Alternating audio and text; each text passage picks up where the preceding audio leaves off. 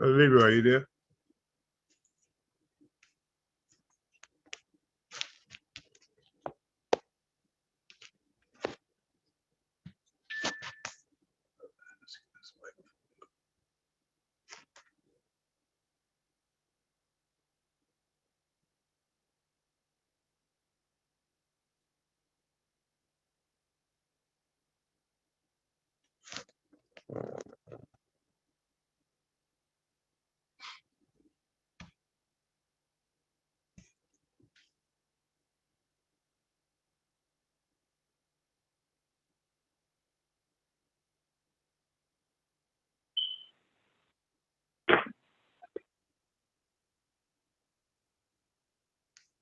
Doug, I'm in. All right, we're waiting. Let's go right to it. But I'll put the music in later. I'm ready. Let's go right to it now. I'll put the music in later. Let's just go right to it. And this is the Wisdom Table coming to you from the Grand Houses in Harlem, USA. Monday, July 25th, 2022. The program that you're about to hear does not reflect the views, attitudes, whims, deeds, or any other proclivities of the management of this NYCHA development. Neither do the views expressed reflect on the resident council. However, the views expressed result from research done by the participants in the program. We're live and living color in studio and by Zoom. And once again, we are by Zoom today. And our guest is our favorite go-to person, especially when there are medical questions of any nature, and that is Dr. Velva Boles of Louisiana by way of North Carolina. Thank you for joining us, Dr. Boles. It is always my pleasure.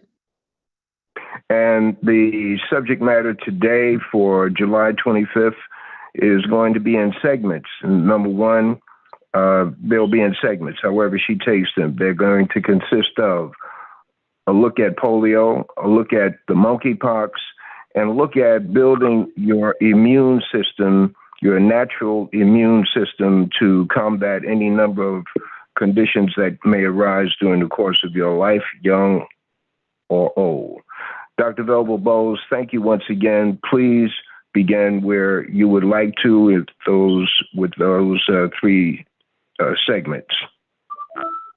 Well, first, we didn't say we're going to talk about COVID-19, but let me start there. There are so many questions now because so many half-truths were told 2.5, 3 years ago.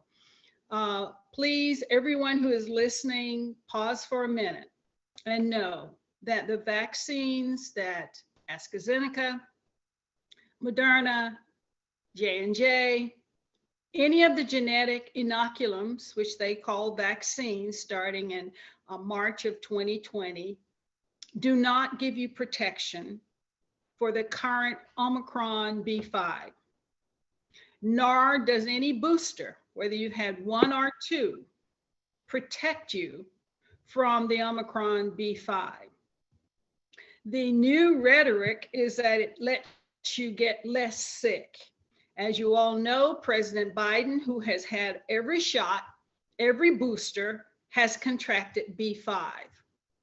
What should have come out of that information provided to us, the citizens, is that there is a pill called Paxlovid, Paxlovid, which you can request from your primary care doctor because you need a prescription.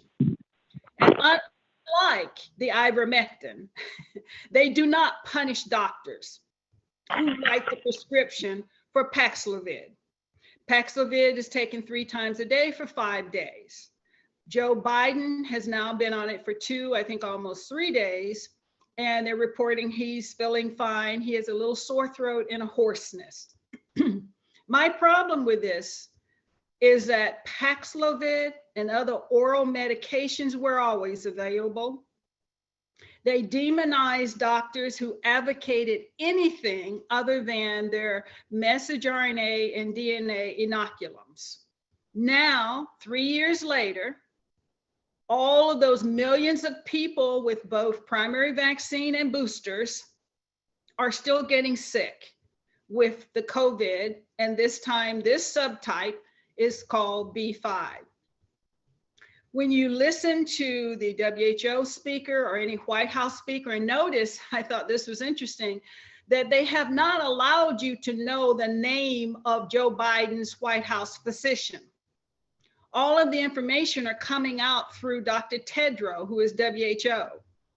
And they've also limited, I'm smiling, Dr. Fauci's comments, because many citizens are tired. They're exhausted. When they rushed to do everything that was requested of them, they got the messenger RNA despite being afraid of the genetic material. They got the boosters despite worrying about long hauling potential. And now they come back and say, all that you've done to date won't stop you from getting infected. And I think it's important that you not minimize it. This particular strain can cause serious illness. It can result in hospitalization and potentially death. So part of what I've been asked to talk about is your natural immunity. And I'm going to say that as the summary part in the event you have many questions. But I wanted to introduce that COVID-19 has not gone away. And every action you may have taken up to now with respect to inoculums, vaccines, boosters, you are not protected. So we've come full circle to say, okay, is there an oral tablet? Answer is yes. Is Paxlovid. Can I access it? The answer is yes. The doctors can write you a 5-day, 3 pills a day, which means 15 tablets. And yes, you can request it. And if you have any reason to measure that you are COVID positive using your home kit, or you have symptoms that suggest that you have it, you can request it. I know when I was in medical school, we had something called tamoxifen, and it was taken during flu season. I know before I traveled out of the country, there was a time we would get a prescription called ciprofloxacin. So I'm trying to tell you, this is not new medicine. This is not a new tradition. It is simply information that was not provided during the initial part of the COVID pandemic. And I'm very sorry for that. I apologize for the medical institution where they put finances or income above the health and life of the citizens of the world, essentially. But now that they are allowing it, I want you to know you can have an oral intermediary for COVID-19, Paxlovid. You request it from your primary care physician. Also, AstraZeneca is making public appeals. I've seen at least 2 commercials that said if you have done all that you can, meaning the vaccines and the boosters, that's the way they coin it. I'll add to that.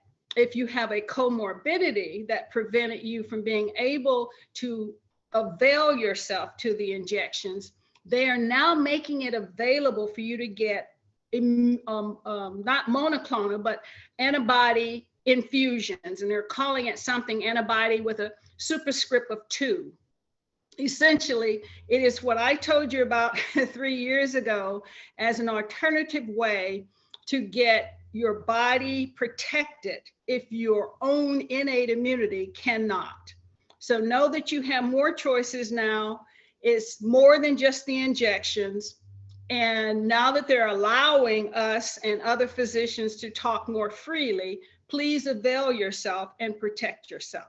But we will talk more about natural immunity, foods, and other things you can do. But let me proceed with what is going on in what we would call the crisis time. In New York, I hope you are following that there is a case of polio. Now, polio has not been in the United States for several decades. And the way in which polio is transmitted is fecal oral. Now, I know that sounds disgusting, and it is. Essentially, what it says is the viral is excreted through urine or feces, and the person who contracts it is generally in a vicinity. If it's in a single household, you would say, well, the person who is cooking the food or preparing is not having high hygiene. If it is a public situation, I think when we looked at when President Roosevelt and other very high society persons contracted polio, it was associated with swimming pools, that the rich were able to go swimming, and in turn they were exposed to fecal, whether it's urine or fecal, and there, when you're a swimmer, if you know you're in a public pool, they put chlorine and borine and other agents to cut down on the potential of communicable types of oral fecal diseases, but it can happen. In the case of New York, the index patient has never traveled. That's an important point. So you can't blame it on Africa. You can't blame it on South America. This person has never gone outside of the United States. The second thing is, when they really did identify that it is in fact polio, they could identify the strain since we had eradicated it from the US. And what they were able to say is the source of this particular infection has to be a foreign person. And you say, wait, what are you talking about? The type of polio they identified was part of the vaccination process of other countries.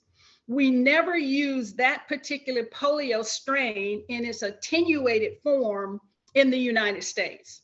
So for it to show up in the United States and the person not have traveled means they received this inoculum through some source in the US. And the only potential in this case would be tap water. So my question when I listened and was doing the deduction, I'm saying, has the public health service stepped up and warned that neighborhood or that vicinity in New York that the potential of a live polio virus agent is in the tap water? And you would say, wait, Dr. Boles, how do you know it's in the tap water? Well, in the United States and other, as they say, advanced industrialized countries, they keep a closed system, meaning what you flush in your toilet, folks, goes through the sewage system, and they spray the water over some stones and over some sand and through a filter and add some chlorine and some fluoride, and it shows up again in your tap. That's right, your faucet. So in America and other industrialized countries, we have a closed sanitary system. Now, the problem occurs when the processing plant cannot remove whatever was contained in the water. And this is known. And if no one's ever talked about it again, maybe you need to start talking about it more. But if you live near a hospital or a hospice or any kind of nursing home where there is a potential for drugs to be flushed down the toilet, in the college arena, if there's drugs being flushed down the toilet, the chance for the water which you get out of your tap containing trace amounts. Now, the monitoring agents set a limit. Sometimes it's parts per million, sometimes it's parts per billion. But like in Flint, Michigan, and I point that out because that to me is the biggest slap in the face that has been publicly aired over the last 2 decades, that lead, as we know in the Flint case, is a poison. We know it poisons children. It makes the mentation is slow. It can cause women to abort their babies.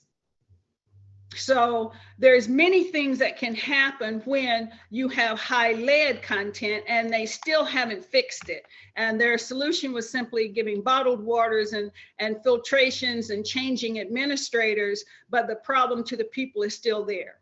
Well, New York, you have a problem. And I don't hear the public health service addressing your problem.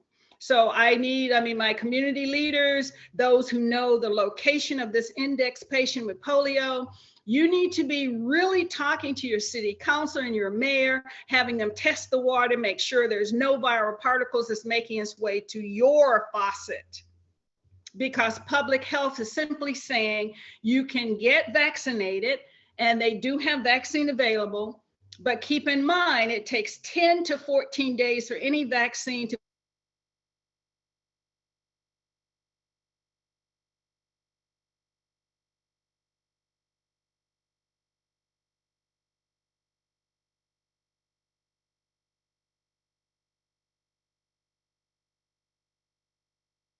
definitely at risk. And if your public health persons aren't telling you, I'm telling you that you need to go to bottled water. You need to be very careful about using the spray of your tap water, and go very quickly to your sanitation companies and make them tell you, is my water safe?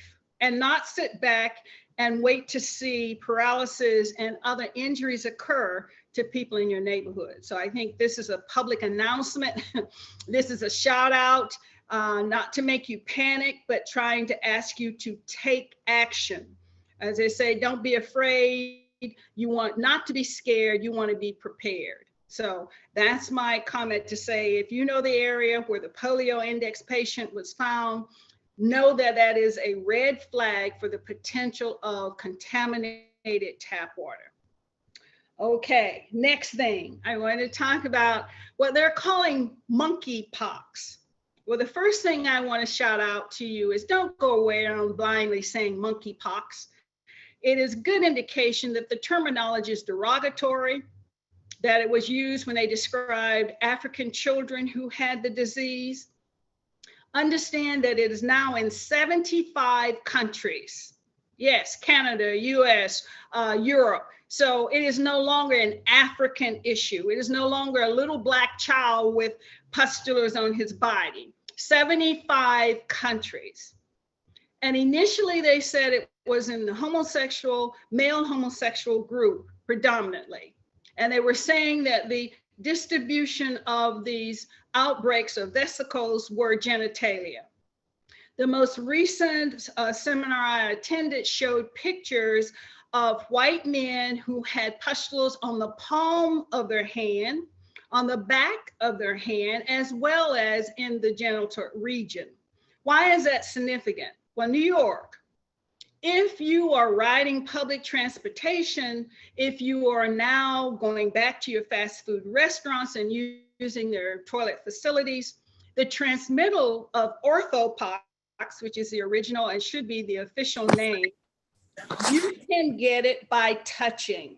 That means if you have someone who has a lesion on their hand and they turn a doorknob or catch the handle of any building or on a subway, they're holding on to the transit support, you can, if you put your hand behind that person, contract that particular virus. So it is not just a homosexual intimate contact transmission. And that's what they mean when they came forth and gave the emergency status. And that I hope you followed, that the WHO, Dr. Tedra came on and said they have now made it an emergency status. And that's because it's so widespread, meaning 75 countries. You notice when it's on the continent of Africa, the world sleeps. But when anything is beyond Europe and US and Canada, it's an emergency. Well, they've now declared an emergency, and I'm here to tell you that casual transmission is possible. Where would be my heightened sensitivity if I were in a gym and there was a lot of weightlifters or gym people? Keep in mind when you're laying on the benches and you're sweating heavily, if you're not wiping things down hygienically, that is a very good source of spread because you inevitably are sharing the sweat or body fluids on these machines that you're using. If you do use a public toilet and everything looks nice and clean, I'm to tell you, you can't see the residuals that could be left behind. So the worst story that your mom or grandmom may have told you about sitting on a toilet, in this case, the probability is very high. So with the orthopox situation, I strongly suggest that if you never believed in your hand washing with COVID, definitely get the sanitary hand cleansing agents with the orthopox potential. If you're a member of a gym and you know there's a potential for exercise benches and bicycles and other kind of seated arrangements, and people are wearing shorts because it's too hot to have the long leggings on, be aware that you're at increased risk because it is transmitted skin to skin or surface to skin. If you've never believed in using some kind of cleansing agent, I remember so many years ago, I mentioned if you don't have the money for Microban 65, which I think costs about $8 a can, or Lysol, which is well over $6 a can, make a solution of water and Clorox or chlorine bleach. And the way in which you do it is 10%. If you put, just to keep it simple, a tablespoon of bleach in a bottle, then you would put 9 tablespoons of water in that same bottle, and you would have a 10% solution of chlorine.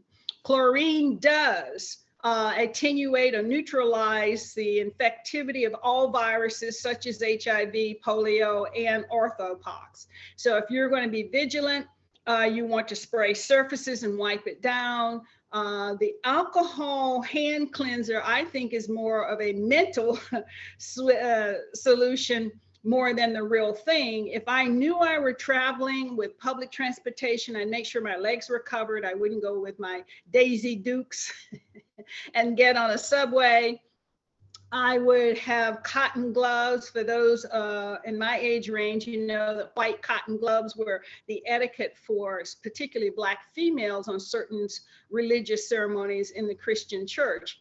I would go back to wearing some, not necessarily the vinyl gloves or the rubber gloves. They sweat your hand and they're not comfortable. It can support fungal on the nails. If you have access to the cotton gloves, they're not too hot despite the 100-degree weather, and they would put a barrier between you and frequently grabbed things such as door handles and mass transit poles that allow you to catch yourself when traveling. So what have we talked about? COVID-19 is real and still there. Don't count it out. Don't get sloppy. People ask, should you be wearing a mask? The mask can decrease the air contamination of the virus. However, the mask does not protect you from contracting the virus. That was a big question. Why would you care if the air around you had less virus?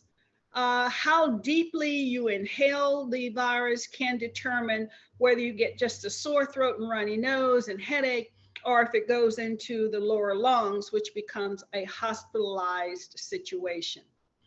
Joe Biden and the White House administration made home testing available. For those of you who have not availed yourself, I went online, I put in the information, and I got a package, and I haven't opened it, but it says it has 2 test kits. So that means that you can, I think you can order twice in one household. So unless you have many people in your household, you can get 4 test kits free. I mean, if you want to call it free, your taxpayers will already pay for it. So you have a way to check for yourself if you think you have COVID. If you find that you do, and you've already done all your boosters and your vaccines and you're frustrated, talk to a physician and get the Paxlovid and see if that doesn't keep you out of the hospital and allow you to have minimal symptoms. If you know that you were afraid of the genetic inoculums, there is a vaccine, which is like the protein vaccine we've always known, available currently, and you can request it, and it should be free. If you have the comorbidities we've talked about, the asthma, COPD, diabetes, any kind of organ transplant, and so forth, multiple sclerosis, you can ask for the 2nd generation immunoglobulin transfusion. They call it infusion. And it's AstraZeneca that is now celebrating it. I know that other companies were making it, like Eli Lilly, but I've seen a commercial by AstraZeneca. If you're listening to the news, yes, they're coming out with another booster. They're calling it booster number 4. And Moderna and Pfizer say they are targeting BA.5, which is the one that is dominant currently. My comment is, by the time the boosters are ready, the virus will have mutated again. It is fruitless to chase a virus with inoculations. And that's why it brings us to the point of innate immunity. The word innate, INNATE, describes your own body's abilities to fight off anything that's not supposed to be there. Right now, we're focused on so many things that are viral, but the body every day is fighting not just viruses, but bacteria, and in some cases, some parasites. So the body is able. That's the first comment. You don't have to feel like you're defeated. The first line of defense, in case you didn't know, is your skin. And why do I mention it? Because many of us neglect that. If you have dry skin and you're scratching it, or you have insect bites that you're not attending to, or your hygiene is such that you're not cleansing the skin on a regular basis, that first front line protection is lost. So it's very important. I smile that, oh,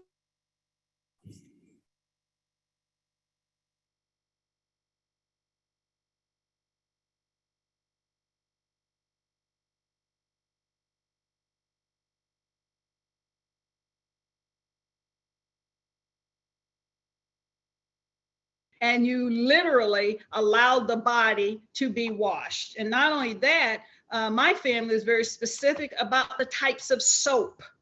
And as a pediatrician, it became apparent to me just how wise the mothers were, what they call the mother's wisdom.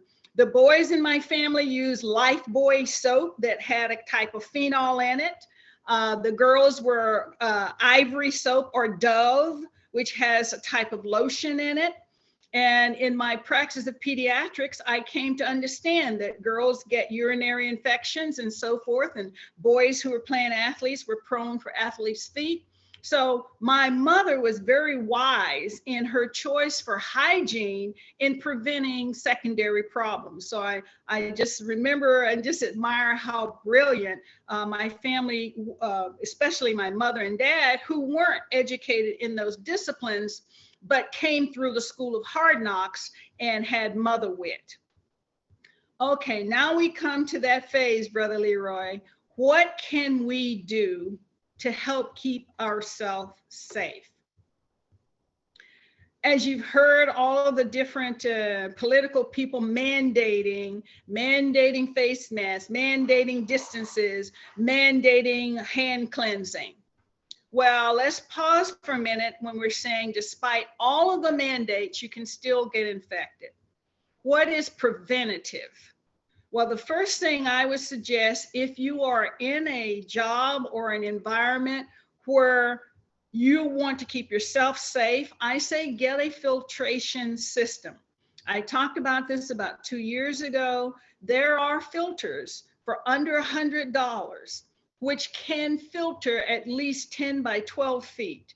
I recommended it for teachers if your school system did not have a centralized filtration system.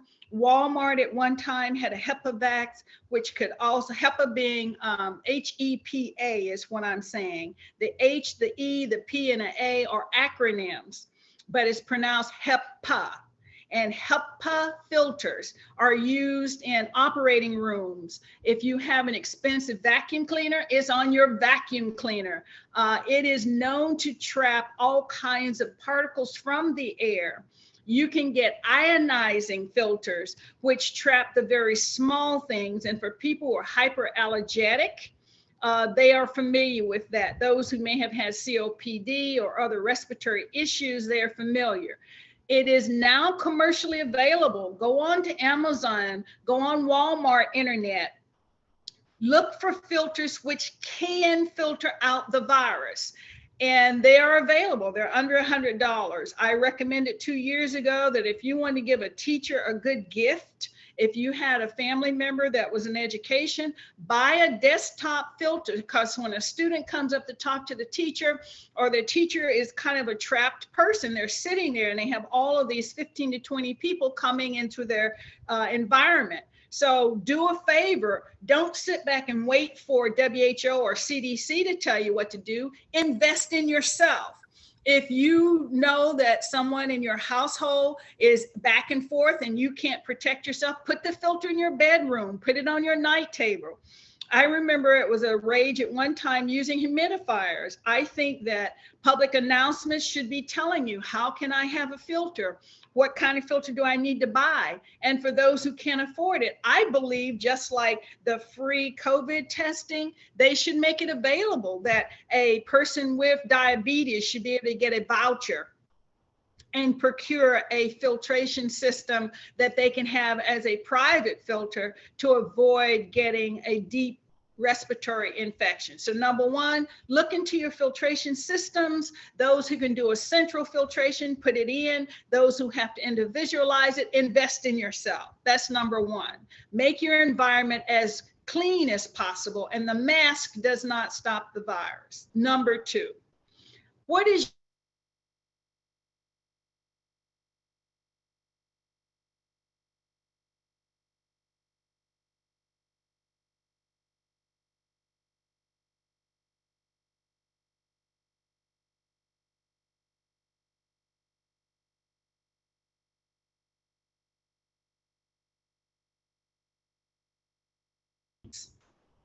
why do you need this, and why do you, and it turns out too often, what is the reason we have so many pills is lifestyle choices.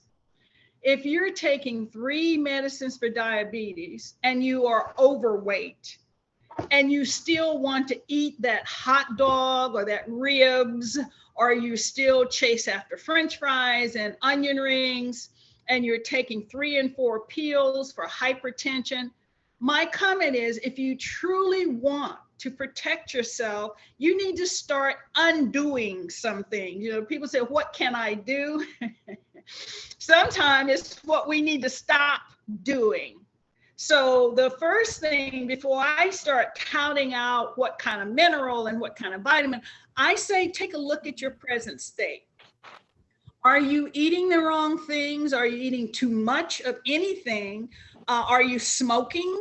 Are you consuming alcohol? And what do they mean by excess? If you have more than 4 drinks a day, they say that's excess. If you're not celebrating something, I mean, I hear people binge drink, but I know too many people say, oh, I don't drink alcohol, I just drink beer. But you have 5 and 6 cans of beer. You do a 6-pack in a day. That's excessive. And what's the result? Your liver is overcome, your immune system is overcome, your natural immunity minerals such as zinc is depleted, your copper is depleted, your manganese and magnesium. And it's not because you need to take more of those minerals, it means you need to stop doing what is expending those minerals. So that's my first statement. Take a look at your lifestyle. There is no magic bullet. There is nothing magical. And that's what, when I talk to a lot of people, I don't know anything I've ever done that wasn't work. You know, and someone said, oh, I love that painting. And I look at them and think, yeah, it took about 22 days and this many hours. And, or they say, I love that dress you made. Think about how much investment. For those of you who have never created something and simply toss it when you're done, or you had easy money to buy it and then throw it away when you're through with it or walk away from it, you may not appreciate this. But the first comment in answer to how do we keep ourselves safe? Number one, make safe choices. Look at what you're doing that is not in your best interest. If you're taking many pills already from all kinds of doctors for all kinds of reasons, you need to examine lifestyle. Now, if we've crossed that point and say, okay, I'm eating as healthy as I know how. I'm being careful. I don't smoke. I'm careful with alcohol. I do some outside joyous things, but I only do that once or twice a year. Then how do we make sure you're okay? If you're not a person who's getting regular doctor visits, where you know what your urine looks like and you know what your blood looks like, how do you start from saying, well, I'm basically healthy. I don't do bad lifestyle choices. What else can I do? Well, I say if you're a Black female and you're of the age of 50, the chances are you have a vitamin D deficiency. So the first thing I recommend for that age group to strengthen their ability to make immunoglobulins is increase your vitamin D D3 intake. And when I say increase it, your target should be between 10,000 IUs and 30,000 IUs.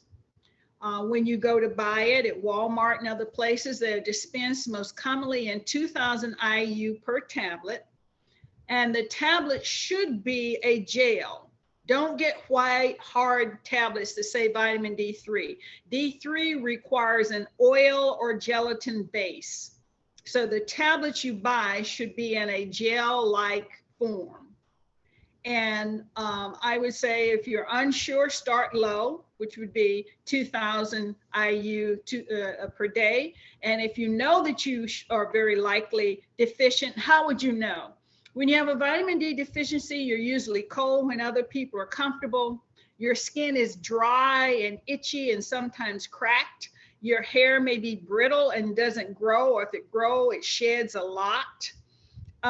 You may nod off when other people seem like they have a lot of energy that you don't have much. Your memory is foggy.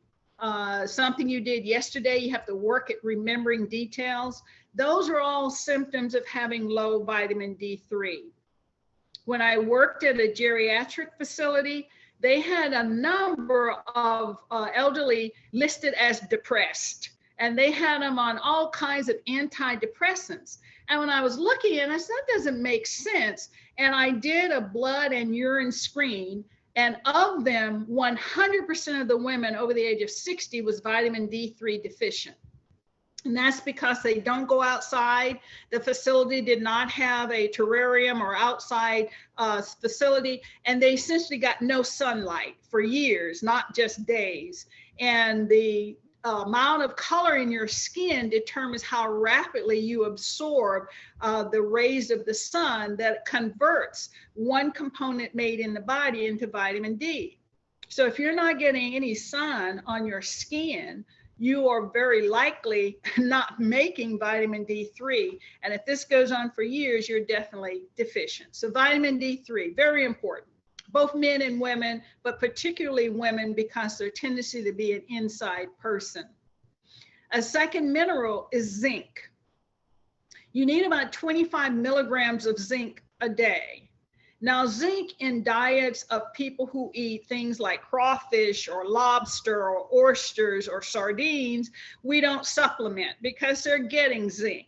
But if you're not into seafood, many people as they get older, I'll just say we, because I identify now, we tend to get into a rut. What we like is what we want to eat, and we're not very exploratory. And I know a number of seniors who only want the same thing. They want oatmeal for breakfast, and it's got to be cooked a certain way. They may take a piece of toast, but they don't want butter on it. And lunch is a certain food. They don't want this, and they don't like that. And if they're in an institutionalized setting, like a nursing home, they don't get salts and minerals added to their food. And unless they're getting organic sourced food, they're simply not getting minerals at all. Because if you're getting the pasteurized and treated foods, you're not getting minerals. So consequently, there's a lot of opportunities not to be mineral rich. So compensation for that, in my opinion, is read the labels of things. Just recently, I did a survey on my own. I looked at sea salt, and I looked at the Himalayan salt. I looked at Morton salt, which is the most popular. And guess what, folks? All of them had the same amount of sodium, which is about 596 milligrams per teaspoon or area, a serving, I should say. I don't know if it's a teaspoon or just serving. That means if you're spending all that money on the pink salt or all that money on the sea salt, and you're thinking you're doing something good for your body, you're not. You may have a different taste. You may get a little calcium in your sea salt that you don't in others, but that's a way that the commercial side of things have fooled us. What did I do after I did my survey? I went back and I looked for something I had heard about probably 20 or 30 years ago. It's called light salt, and they spell it L-I-T-E. Why is light salt important? Light salt purposely adds potassium and calcium with the regular sodium salt such that the same quantity of salt that you would get from the sea salt or Himalayan will only have 290 milligrams sodium as compared to 590. So my comment is, be aware of what you're doing. Don't get caught up in hype. And I mentioned light salt because potassium, particularly in these hot temperatures, and we're talking 100 or triple digit degrees, potassium is so necessary for muscle movement. And if you happen to be on a diuretic to control your blood pressure, you are definitely losing potassium. If you drink more than 3 drinks a day, you are exhausting your potassium. So how do you know when you have low potassium? You can have cramps. Some have Charlie horse type cramps in the calf of the leg. Some people have severe foot cramps where their toes seem to take off on their own. Some people can have real muscle soreness or tiredness, or when they move, I've had them tell me, I feel like I'm walking through water, like my feet are heavy. So potassium is extremely important. And if you are frequently constipated and you take a laxative, laxatives will cause you to purge potassium. So I recommend, rather than trying to supplement your potassium and not know what you're doing, go to light salt.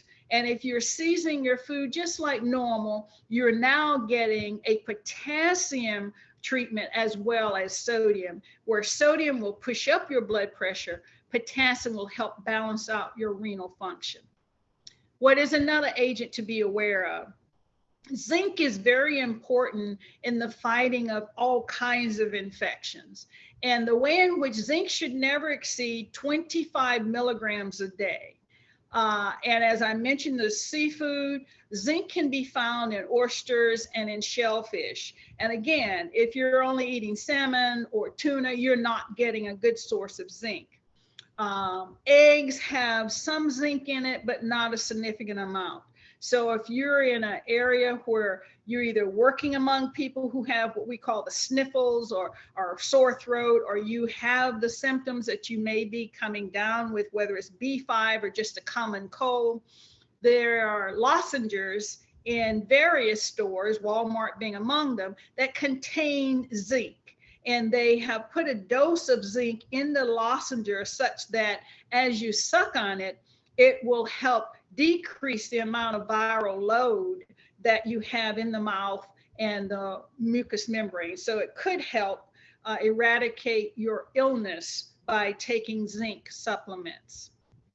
I've had a number of people ask me about foods. The primary food, which is age tested, is onion.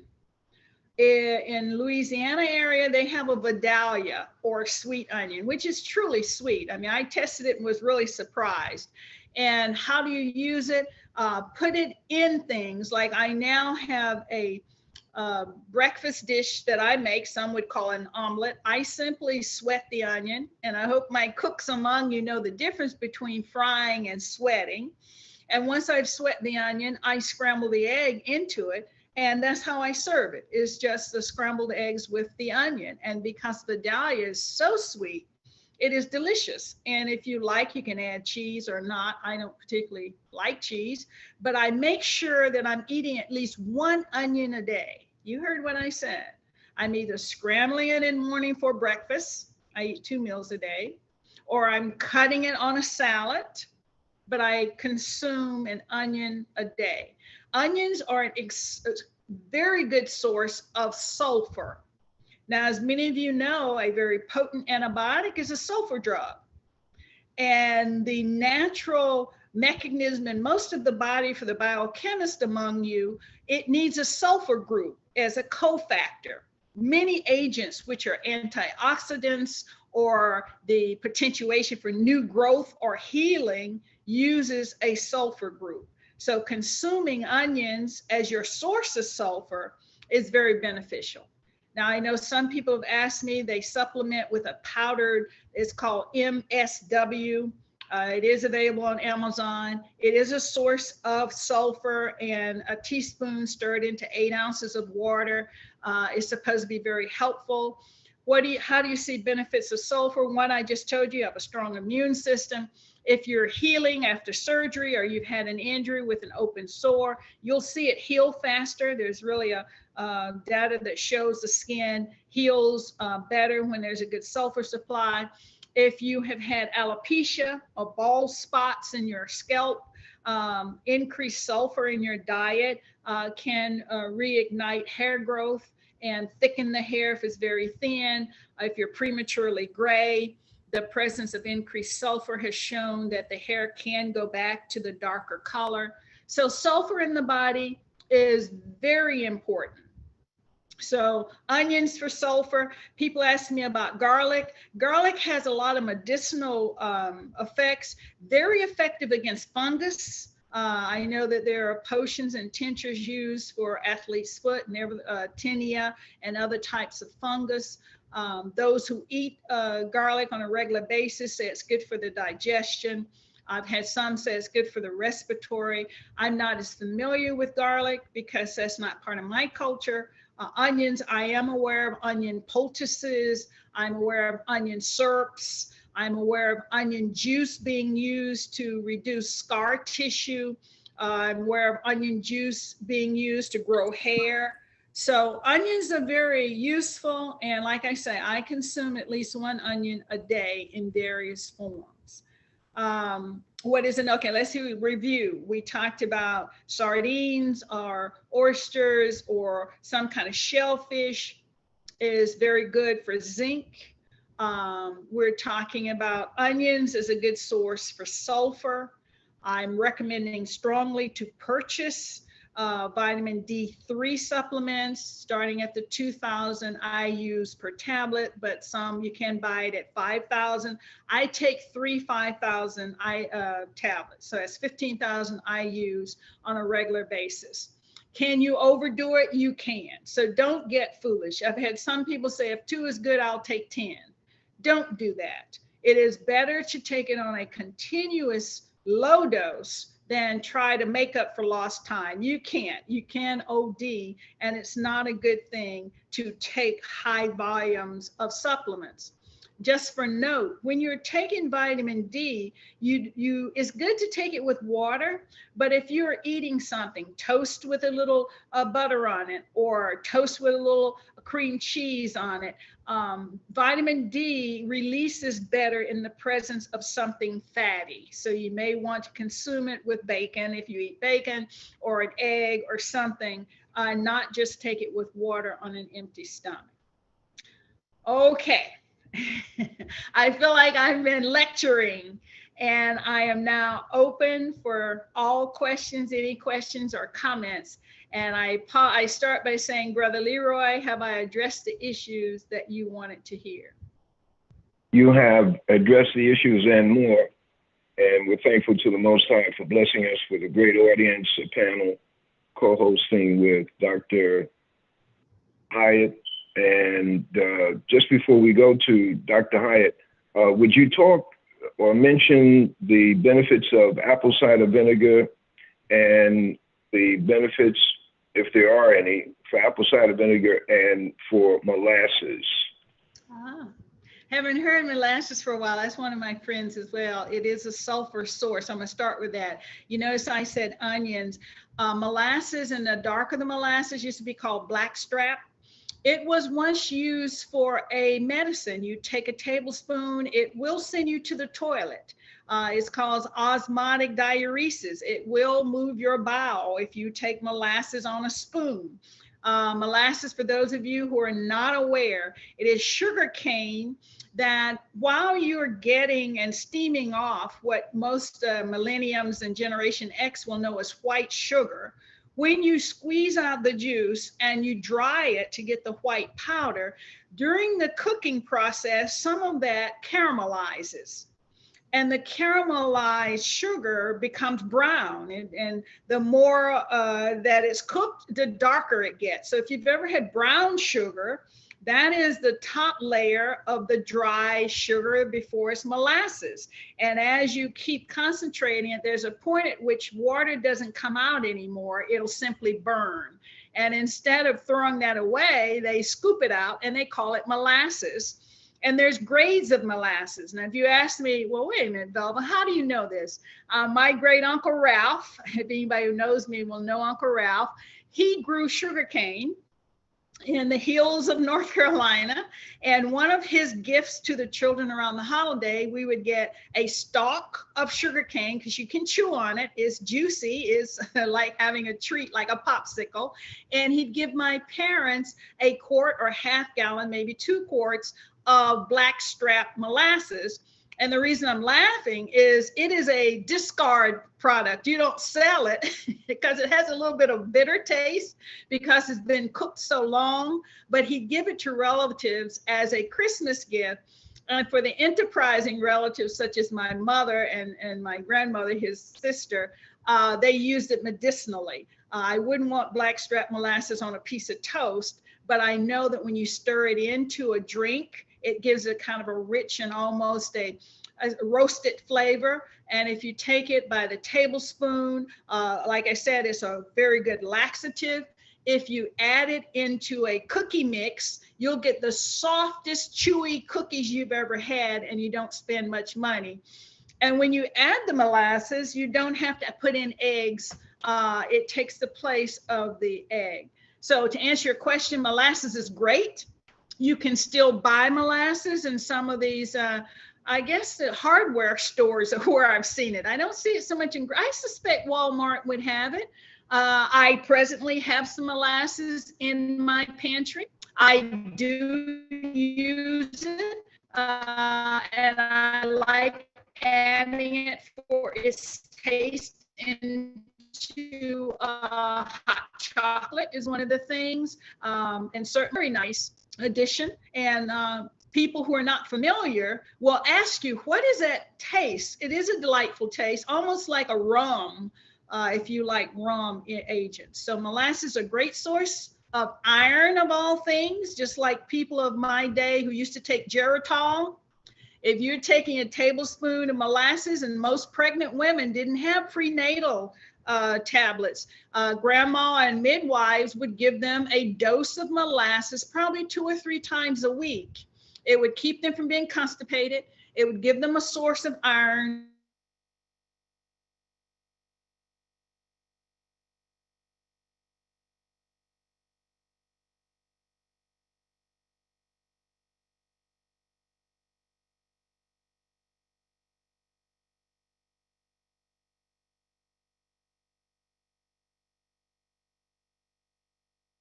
We're speaking with Dr. Velva Boles. This is one of the breaks. Okay. I'm sure that you are aware of Karo syrup, you know, the different fructose sugars. Those were the things they went to market with. And the molasses was a residual, or kind of the poor man's food, if you like. But molasses are very important, and it is a great supplement. And you might want to learn again the benefits. Now, apple cider vinegar. There's 2 things to be very aware of. Much of the vinegar on the shelves in the United States are not apple cider vinegar.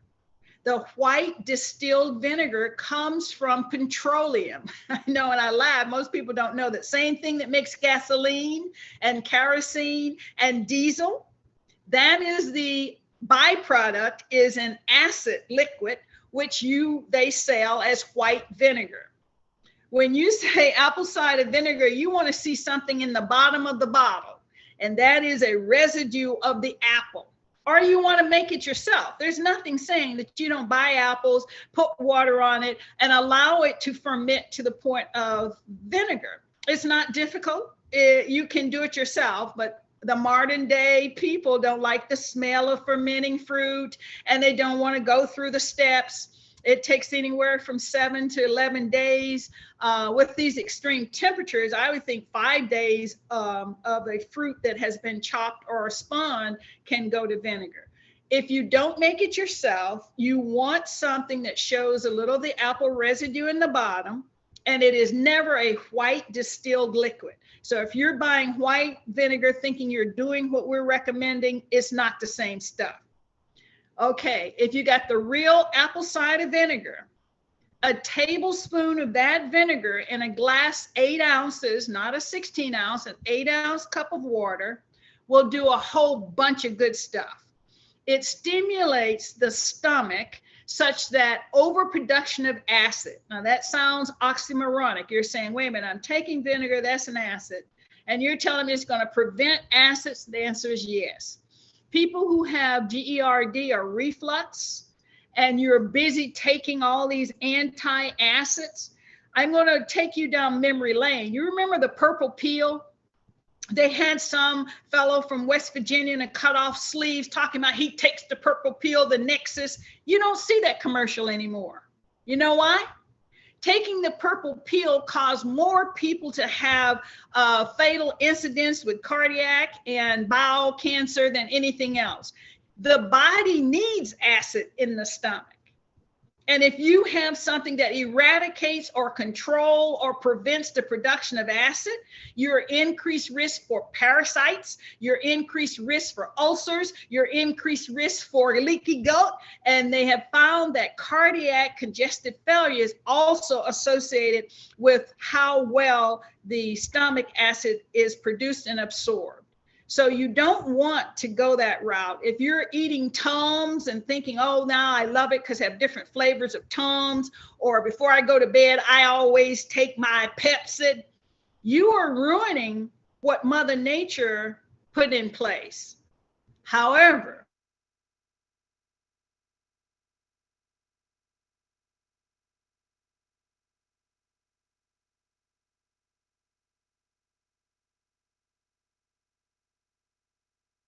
This happens quite often with the transmission from Dr. Boles' area. She will be you don't wake right up back.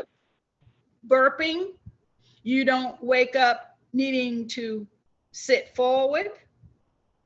I'm looking, it looks like the internet's playing games, but I am watching it, guys. So if you take the tablespoon of apple cider vinegar, the real stuff, and an 8-ounce cup of water, sip it like a tea within half hour to hour before going to bed, you will decrease the chances of getting reflux, often known as GERD. If you are having trouble digesting fats, what do I mean? You have a lot of gas, you have a lot of bloating and discomfort underneath the rib cage. Sometimes they tell you, ask your gallbladder, and they say, oh, you might have gallstones. Taking the apple cider vinegar will decrease the tendency for bloatingness, and it will decrease that discomfort if, in fact, you do not have gallstones. So apple cider, oh, and the other bonus I almost didn't mention, many people report weight loss. That when you make that the last thing you consume at night, within a half hour going to bed, people report anywhere from 3 to 5 pounds weight loss a month, doing nothing else but that. So if you're looking for, let me lose weight while I sleep, and let me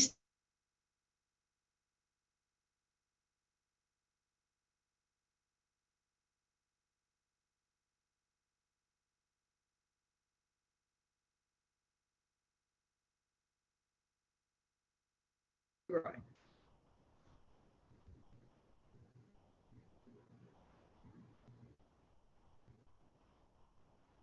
Are you there? Dr. Bowles, yes, the weight loss while we sleep. Let's do this before going to Dr. Esther Hyatt, and that is let the audience know. I'm letting the audience know there are station identifications at the top of the hour. So in the process of speaking, asking questions, you may find that interruption. And you know, the floor is open, but starting first with our co-host, Dr. Esther Hyatt. If you have any questions for Dr. Velva Boles of Louisiana by way of North Carolina. This is Grand Houses Community Radio coming to you from the Grand Houses in Harlem, USA, 125th Street and Amsterdam Avenue. Okay, Now, while we set up. While Go ahead. Dr. quiet is coming on. I'm looking, I see chat has a couple of questions, and I beg their pardon because there's one thing I addressed with vitamin C. And the question is about vitamin C. The first thing, the reason you don't hear me brag about vitamin C, America does not often get vitamin C. You get ascorbic acid. Now, I've heard people say, oh, that's the same thing. No, it's not. When you're taking ascorbic acid, you only have about 10% as active vitamin C. And any fruit drink that has been pasteurized has no vitamin C. I've had many parents ask me about apple juice for their children.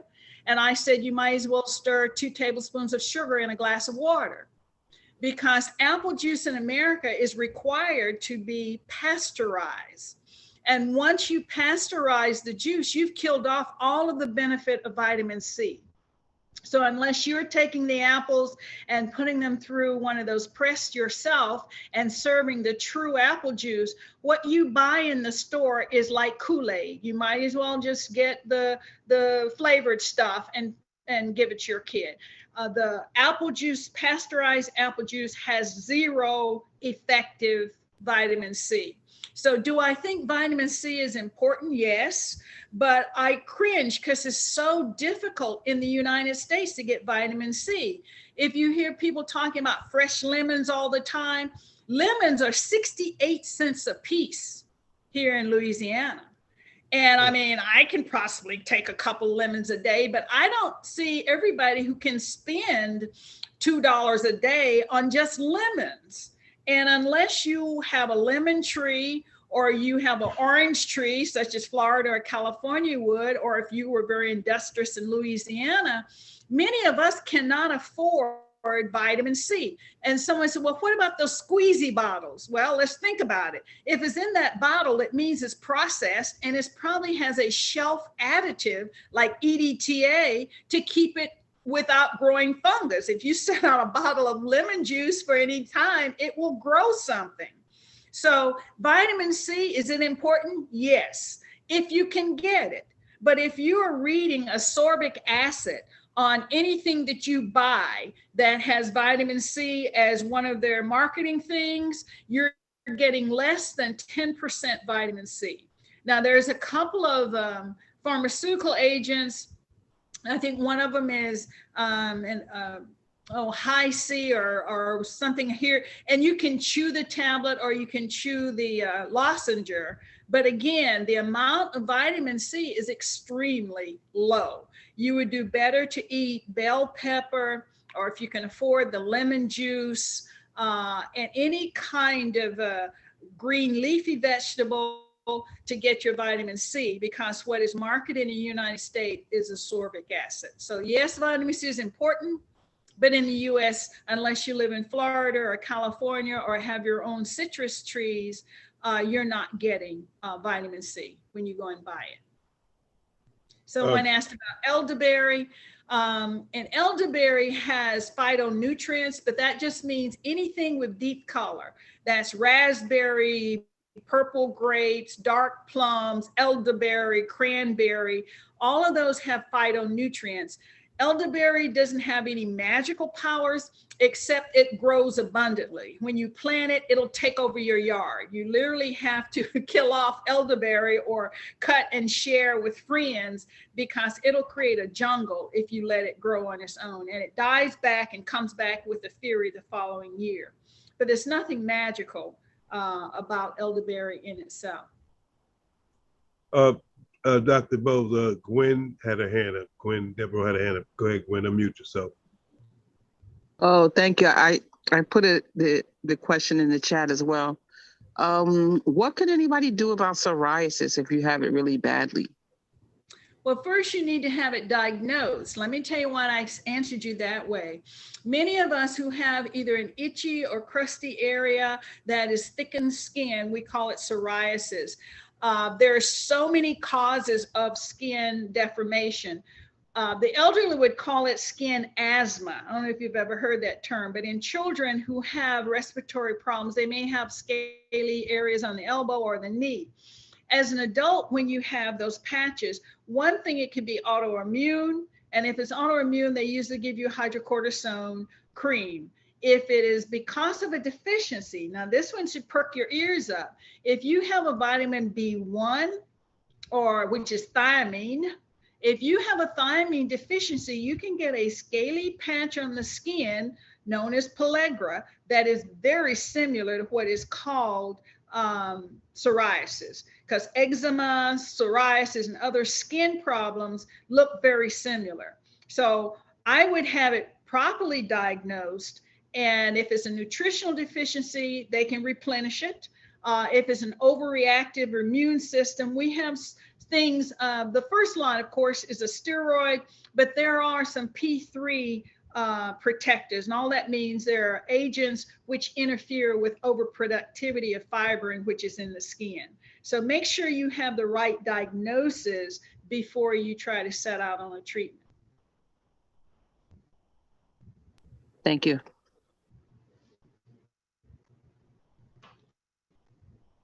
Do we have any other questions? Yes. Is there any problem with bathing in peroxide? I've got the food grade peroxide, and I thought it was very good to bathe in. Yes, there is a problem. Let me tell you. Peroxide is a reactant. I mean, it's mild. If you ever saw it put on the skin where there's blood, it'll foam up. If you were to bathe in it, you have body parts which will react because it is a mucus layered body part. And I'm speaking to a female, so I'm going to address it from a female point of view. To bathe, if you mean sit in a tub and there's peroxide in the water, you have a chance of having some genital irritations. And depending on how much peroxide you would have in the water, could result in some rather severe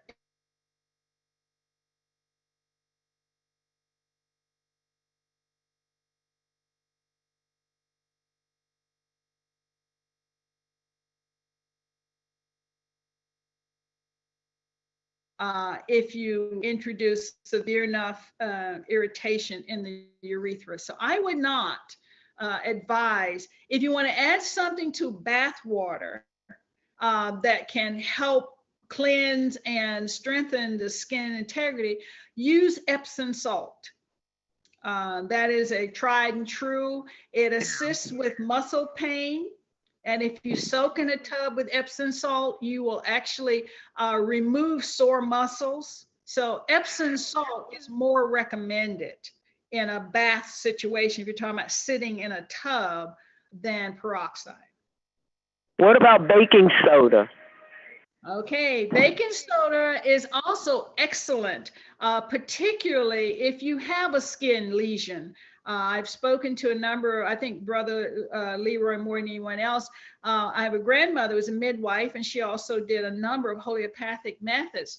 If a child had chicken pox or any kind of skin lesion, because there's something called erysipelas, and it is a breakout. It's caused by Staph aureus, but it looks like bad acne, and it's on the lower legs, and children in rural areas used to get that. And a treatment is to make a paste out of bicarbonate of soda. And all you do is take some soda and put some water until it becomes a paste. And you actually put it on top of the lesion. And sometimes it's all over the legs or wherever the lesions are. And it will draw out the fluid and it makes it less itchy. Now, rich people will say calamine lotion, but we poor folk would make up a bicarbonate paste and place it on those lesions. And that's what I shared with my patients when I practiced primary care pediatrics. It's a very inexpensive way to comfort a child with chicken pox or erysipelas. Did you hear the announcement a couple of days ago about Tylenol and acetaminophen causing autism in pregnant women? I didn't hear the announcement, but if you're talking about pregnant women and young children, is that what you're referencing? Or I'll just give you an overview. There's a lawsuit Okay, acetaminophen or Tylenol is a major trade name. It has been for the last decade and a half, only thing recommended for children who have high fevers. In adults, acetaminophen is known to cause some liver problems. Where they got into trouble is everybody takes a little bit of something good until you get too much. Let me give you an example. If you're taking Formula 44 cough syrup, they put acetaminophen in there. You may or may not think about it. You're taking it for your cough. Then you have an upset stomach and you want something for that. And you take some Pepto-Bismol, and Pepto-Bismol may also have some acetaminophen in it. So without knowing it, over a number of medications, you can overdose on the additive medicines like Alka-Seltzer. A lot of people don't know Alka-Seltzer has acetaminophen in it. So I caution people when you're taking multiple meds that don't think it's harmless. They say, oh, I took some Formula 44 and then I felt nauseous, so I took some Alka-Seltzer, and I had a headache all day, so I took some acetaminophen extra strength. Your body sees the accumulation. So when I talk to parents, and that's the question you asked, this was my advice. Get the liquid acetaminophen or Tylenol. Get the liquid Motrin. No aspirin. St. John's aspirin is not intended to be given to a child under the age of 12. So please, anybody in the audience, don't give your child, because it's orange flavored, doesn't mean you give it to a 5-year-old. If you have a child, let's say 2 years old with an ear infection and high fever, I teach the parent, give them the appropriate dose of Tylenol based on the child's weight. And Tylenol, you give it only every 4 hours. So if within 2 hours that child is hot again, you don't give them any more Tylenol, you go to the Motrin or ibuprofen, and you give them the appropriate amount of ibuprofen. So what you do is you are doing a hopscotch. You're keeping the child comfortable, you're keeping the fever manageable, and you're not overdosing. So if you don't teach the parent how to hopscotch, meaning that 2 hours out, if the child is still feverish, give them a different antipyretic. And then if 2 hours out and it's been 4 hours since the last dose of Tylenol, you can give them Tylenol again. So there is some mother wit that is necessary with children that I'm not sure all mothers are capturing. But there is no safe medicine. Anything you're giving to correct a problem, no, there's a possible side effect.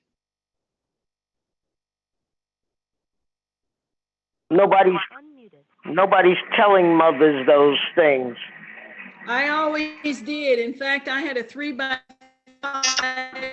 car. See, I love my personnel. I had some hard knocks women who had come back and become CNAs and RNs, and I rewarded them for their experience. And one lady who was also a lay minister, I wonder about where she is now, but Pam was just marvelous.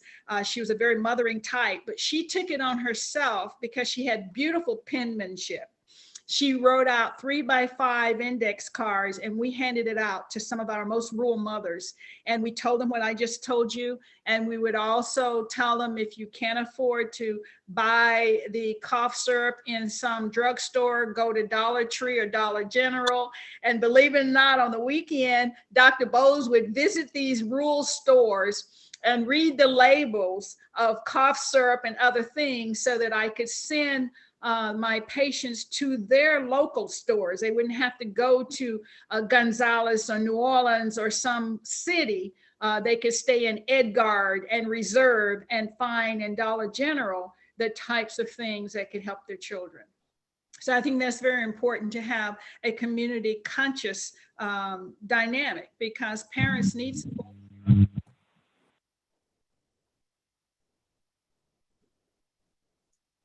But to answer your question, I did not know there was a lawsuit. I do know that too often parents are captured by what is advertised And they get lulled into believing it must be safe because it was on TV. It must be. It's like, no, TV showed it because someone paid them some money to say it. It doesn't mean it's safe. And a big shout out, now I'm mentioning it, I hope every mother out there know that Benadryl is not safe for children under the age of 6. Is not safe. Too many parents would say, oh, I gave him a little Benadryl, makes him sleep better. Diphenhydramine can cause seizures, can cause attention deficit in children if they're given it too early in life. Now, after age 6, and they have a bee sting or a mosquito bite or whatever kind of rash, okay, but not under the age of 6. What you're giving little first grade Johnny, you cannot give his little brother. And that's not said enough, that everybody knows Benadryl and everybody takes Benadryl, but not for children under age 6. Okay, do we have Dr. Hyatt? Oh, Okay. And Doug, you have to help me with that. Do we have any other chat room questions? yeah, I have a question. This is Aisha. Hello, everybody. I would like to know if you have any recommendations on supplement manufacturers that you could, that you think are more beneficial in terms of the way they manufacture the supplements. Well, I'm blessed that there's a lady that I ran into at one of the markets here in this area who does her stuff, and I go to her now, and she has mixed the apple cider vinegar with some herbs for me. Not having that privilege, I would say you want to Google the word Ayurvedic, and you're gonna say, oh my God, what did she say? It is AYURVEDIC.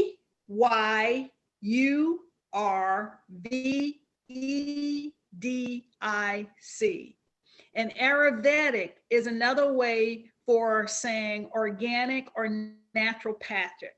But Ayurvedic will bring up a series of companies, many of them in the Midwest, and there's a couple in New York and Rhode Island. So some in your part of the country.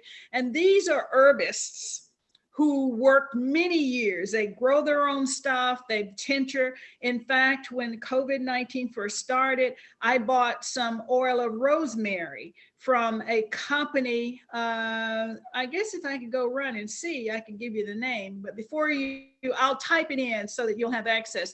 But the word Ayurvedic will only bring up naturopathic herbist. I don't know. I'm sorry. What's the question? Oh, I'm sorry. Are you saying the same thing as Ayurvedic? Ayurvedic? You can say IU or RU. I mean, maybe it's okay. like, I just want to know if we're on the same page with yeah, that. It starts with an A, and then you spell it with a YUR. That's why I spell things. Sometimes my pronunciation is a little strange. No, that's okay. No, I just wanted to know if we were on the same page. That word, you're more likely to get naturopathic herbists. Okay. And if you just say organic or whatever, people can stamp organic for all kind of reasons. But when you get an Ayurvedic practitioner, they are most likely show you how they dried it, how they put vodka, what the percentage of alcohol was, if they made a tincture. They'll tell you about oils. The latest oil I've explored is clove. The clove oils. And it's, I know that clove was used for dental, because if you ever had a root canal, they deadened the tooth by dropping clove oil into the cavity. And if you're following the current trend for hair growth, they're using clove water and clove oil to create a stronger scalp for people who want to wear the hair in a natural form. So clove is now the big deal. But either way, Ayurvedic, if you Google it, will give you access to the real herbists. I have one more question. The relationship in terms of what the body produces when you do exercise. Can you speak on that a little bit? When you're doing exercise, it does a whole bunch of great stuff. One of the things is it creates, if you're a long distance runner, we have a serotonin-like neurotransmitter, which they say is very much like heroin or morphine, that's why runners become addicted. Sometimes they look so thin and you wonder, are they emaciated? But they must go running every day or they don't feel well. They've also shown that certain type of yoga moves can turn on oxytocin. And for those of you, oxytocin is called the love hormone. Oxytocin increases during orgasm. Oxytocin increases during breastfeeding. And they've done studies to show that when a father is very active during a pregnancy, if he's always touching the wife's belly and listening to the baby sounds in her belly, then his oxytocin levels go up. And people who are naturally empathetic, where if you hear a story, you feel yourself tearing up, or you have this feeling in your throat, and some say a frog rise in your throat, that during those emotional moments, that is due to the level of oxytocin that is secreted. And an interesting aside is sociopaths, the people like Dahmer and others who were doing all these horrible kinds of crime, they find that they have a low oxytocin level and response time. So that hormone is strongly correlated with emotion, and it can be increased production with exercise. Just another aside, I once had a friend who says that whenever her husband comes in from a run, she's very turned on. So there is some support to the pheromone like tendency that a person gives off after exercise. Well, maybe we need to give it to policemen to shoot people in the back. Well, for the policeman shooting, I think that's a thought through. It's not hormonal. I don't think that's a hormone control response. That's very mental. Someone is thinking, I don't like him, or I'm going to end him. I think that's a very conscious, rational choice. That's not hormonal.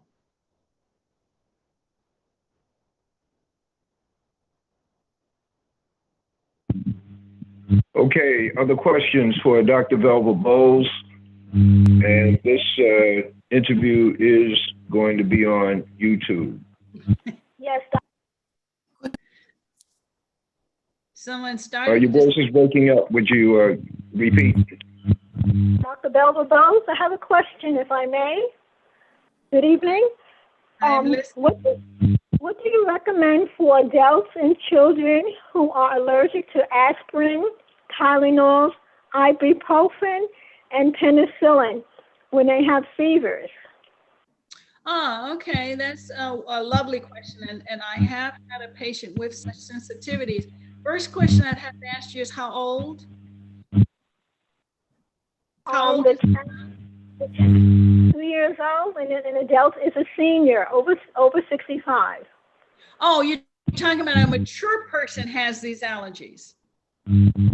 Yes, and also a child as well. The child and the adult are very different questions.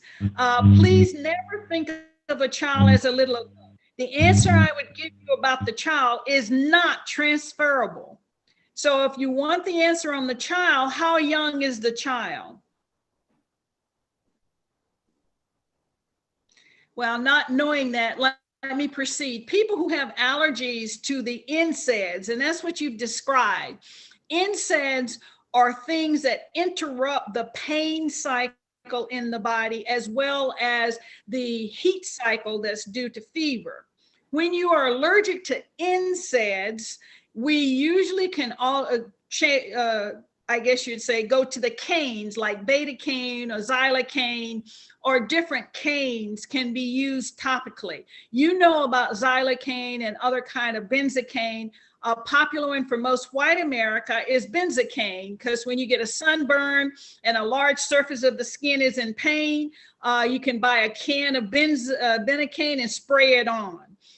Recently, Shaquille O'Neal did a commercial on a pain reliever. He says you spray it and it chills the muscle, and he had a backache and it went away.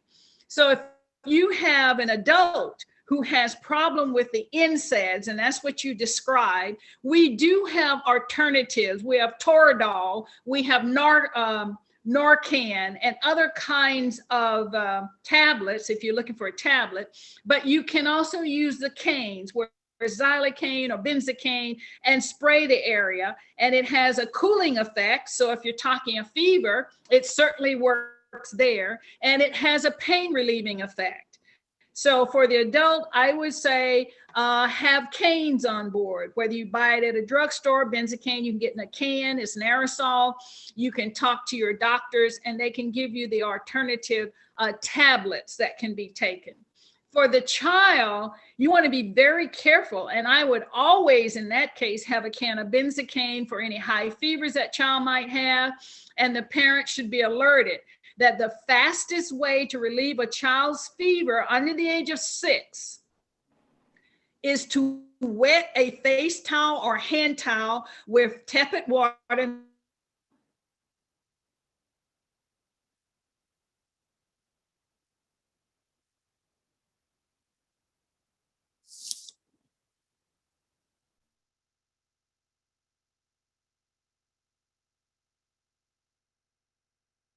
Had children that had high fever, we had only the rudimentary things, which was wet a towel and put it under the armpits, both sides, between the legs and on the forehead. And that will bring fever down 3 to 4 points. And you change it every 10 to 15 minutes.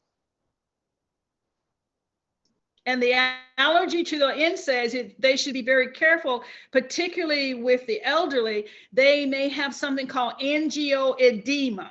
That group of people can have tongue swelling and throat tissue swelling when they are exposed to certain drugs. Now, you mentioned penicillin, but they should be very careful with antibiotics, that they may have a reaction that is life-threatening that's not expected. Their tongue will swell and the soft tissue of the neck.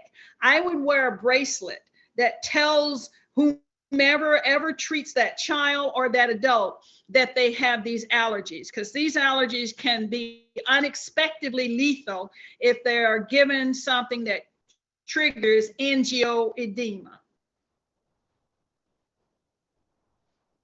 Dr. Boles, would you hit the tactic, the strategy of the child under 6 years of age, the rags under the arm, between the legs? Hit that again. Okay, if you are isolated, if either your ambulance won't come fast, you're by yourself, or a child's about to seize and you know they have either ear infection or they've had a fever, your simple solution can save a life. This is true for heat stroke as well. So if you have an athlete that's overheated on a ball field and you can't get help quickly, your rapid thinking can save their life if you can do the following.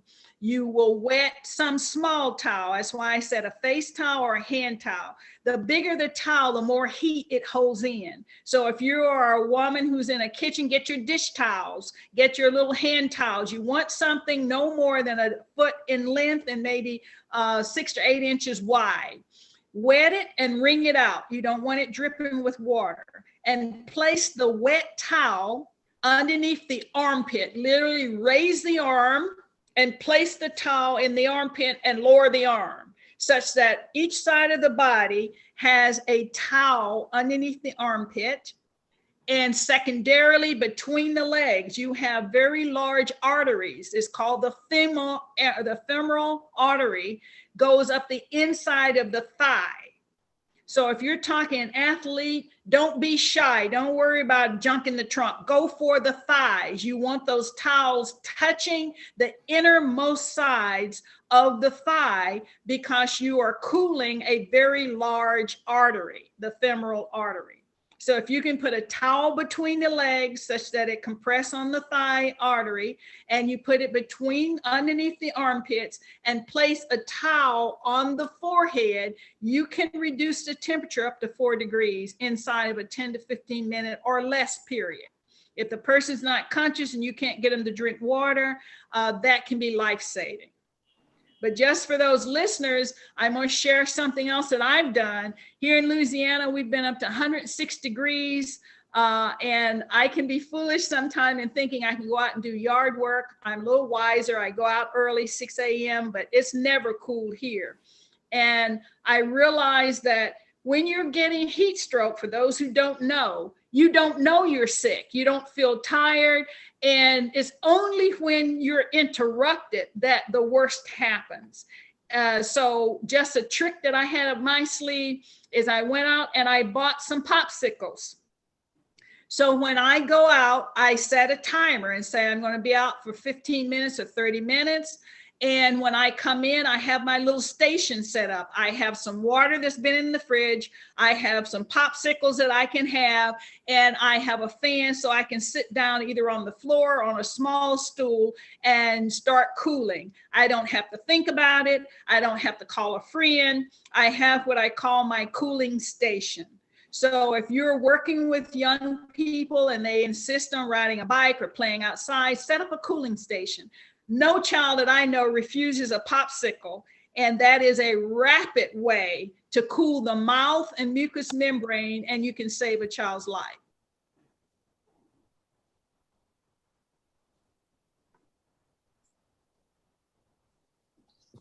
And this is the wisdom table. Of course, we've had a lot of sharing of information today in a real classroom, and we will wind down if we don't have any other questions. I throw this to you, Doc, and that is aloe and its role, the various parts of the aloe, the skin and the gel. Is there a difference? How would your grandmother work with aloe? I smile because aloe is very, very important in a household. If you get a simple burn and you cut a leaf and you put that jelly on that burn, it will not scar. And if it's not too bad, it will not blister. You may get a dark mark that show that you got burned, but the pain is pretty instantaneously relieved. In 2 to 3 days, that surface will peel off. So in a emergency for a small burn, like you touched the corner of a pot or you reached in the oven and you touched something you didn't mean to, aloe is wonderful. The skin, when it is ground and juiced, it is a laxative. Aloe will get you trotting. If you take aloe, you will have some bowel movements, and you can buy the liquid aloe. I know it's in Walmart. You can buy it in a quart size or liter size, and that's mostly for drinking. And when you're drinking, again, you're facilitating rapid transit, meaning your stomach and your bowel. The medicine they give you when you're going to have a colonoscopy is a synthetic bowel movement. Aloe will do the same thing. It will clean you out, but it does it a little bit more homeopathic. The jelly is great for all kinds of things. You'll see aloe vera in cosmetics because it makes the cream smooth. The girls or the young women who are trying to go natural and they want that curl pattern, they refer to this as Jerry curl juice. Much of the Jerry curl juices have aloe vera because it has an amazing moisturizing quality. It is equivalent to most of what you would see in chemistry. We use the gelatins or glycol. And if you look at some of your product, you'll see glycol as a product. Well, that's a synthetic alcohol, which is moisture holding, and aloe vera is equivalent, and it is a naturopathic. So it's great for moisturizing the skin. Someone asked about psoriasis earlier. Eczema and psoriasis responds wonderfully with aloe vera. It moisturizes and it coats because there's a slippiness or slipperiness that is in aloe vera that gives your surface of your skin kind of a nice smooth texture and protects that against the roughness that you get with psoriasis and eczema. So every part of aloe, I even think, is a pretty plant. So if you have it as a house plant, many people keep it on the windowsill in the kitchen for rapid burn treatment.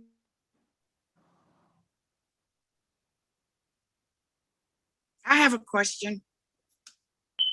Okay, very good. Go ahead.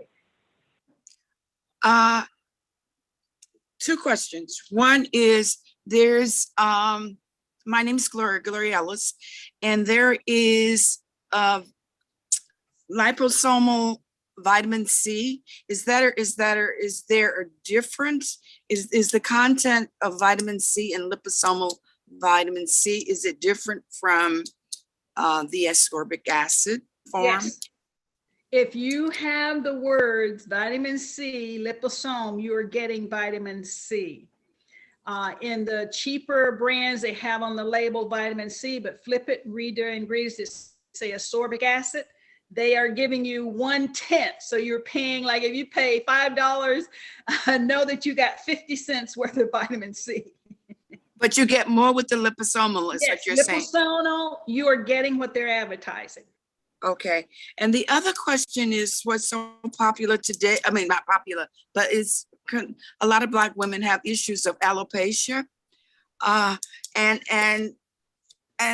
you see alopecia in younger women because I think maybe associated with the new way of braiding the hair. You might braid it too tight and you disturb the root canal of the hair.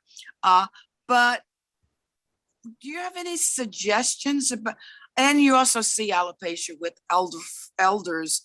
For some reason, there's just a general hair loss.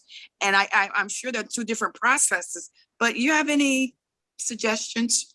I have a client who runs a beauty shop, and she's actually treating different people. If you are under the age of 30 and you're suffering alopecia, it can be due to your nerves, because if you're stressed out, you will drop hair follicles. If it's an autoimmune condition, meaning you're eating something that your bowel cannot absorb. So some people are sensitive to glutens. Some people have milk allergies and they insist on that ice cream cone, a dish of ice cream, and you'll start seeing the hair thin or some kind of natural response to that allergy. In those cases, the reversibility would include the use of peppermint oil on the scalp because it stimulates blood flow. And peppermint oil will help the follicles not to be responsive to what's going on in the gut. You can also use the rosemary oil. Now, all of these oils are, you'll feel it. It tingles, it has a sensation. So I advise people, do it before you step in the shower. Allow it to process. Don't go to bed with this on your head. You won't get much sleep. And if you ever get on your pillow, throw the pillow away because you're not going to get it washed out. It'll resurface.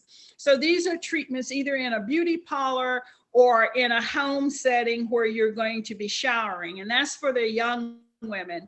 When you're talking about elderly baldness and hair thinning, it might be hypothyroid.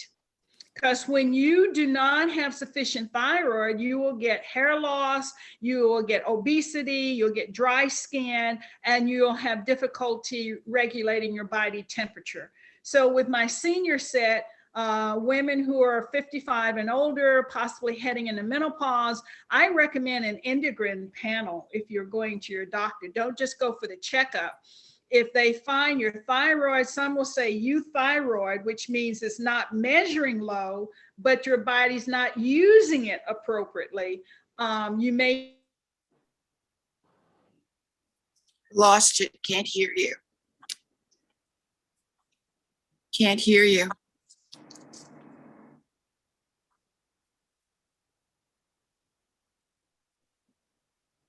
And many of us don't eat sushi, or we're not eating shellfish, you may be low in iodine and consequently have hypothyroid symptoms. So alopecia has many causes. And of course, as you mentioned, tension alopecia, when the young women do the, they call it hair growing or styles, where they pinch too tight around the edges of their hair, or they wear those extensions too long and eventually pull it out at the scalp. But the nutritional association would be hypothyroid, which means you need either thyroxine or iodine. It could be an autoimmune response, which means you're eating something you need to stop. You're eating too much bread, that gluten sensitivity has reared up, or you have some kind of leaky gut syndrome. And you can potentiate that by using the scalp stimulating oils, like peppermint oil or rosemary oil, because it also will cut back on dandruff and scalp dryness. So alopecia now has a wider treatment than it used to. In some cases, the use of Selsum Blue, which is a selenium shampoo, can be used to get rid of what we don't even see, but it's a type of fungus. If people have not outright dandruff flakes, but little white deposits on the scalp, they can often benefit from either Sulfur 8, that's another shampoo that was very popular in the Black community, and Selsun Blue. But these are very stripping shampoos, and if you're doing it at home, know you need to replenish the oils and moisture in the hair after using these stripping shampoos. Two last questions. In terms of alopecia due to hair being pulled too tightly and doing the braiding, and the root of the hair follicle is damaged, can the hair, I mean, is there anything to restore that, to bring the hair back? What you're describing, we call it scarification. That if the tissue in that area is scarred, and this is going to surprise you, onion juice can revitalize any scar tissue. Whether it's from childbirth or cesarean section, a burn scar. If you don't believe me, buy a tube of Mederma and you'll pay $15 for it, and then read the ingredients. It says onion bulb. So for those of us who are homeopathic, like grandmother and my mother, we knew all the time that onion juice can restore healthy tissue where it once was scarred.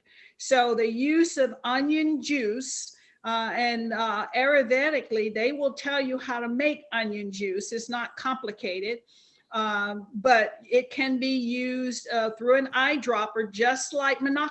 You know, minoxidil is the medication that has cost you an arm and a leg, and it was discovered first as an antihypertensive agent that also grew hair. But if you're going to stay with naturopathic, onion juice can reverse scarification or minimize it.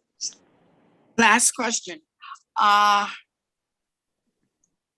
I just recently learned that eating products like cheese and bread seems to, and particularly during the height of the seasonal allergy period, it seems to produce more mucus and makes it, I mean, is there a relationship between the milk products, cheeses, and do they actually result in more production of more mucus, and particularly when you're sneezing and responding to pollens? I mean, is there a correlation there? The answer is absolutely. Most of us tend to not think about it, but milk as it's sold in the United States is coming from a cow.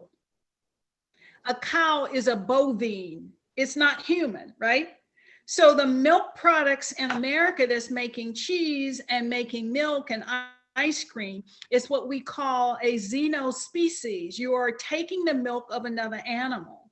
And over time, particularly in Mediterraneans and Africans, we lose the ability to digest some of the foreign proteins, and they are foreign, they're not human proteins.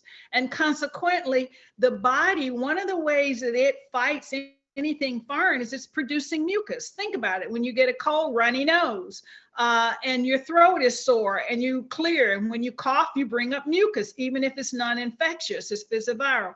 So what you're describing is your body recognizing components of this bovine product as foreign, and it does react. You have thicker mucus in your throat, you can't clear your throat, you may have runny nose, some people may even have more mucus in their bowel or in their urine, and it is definitely shown. Why did I say in America?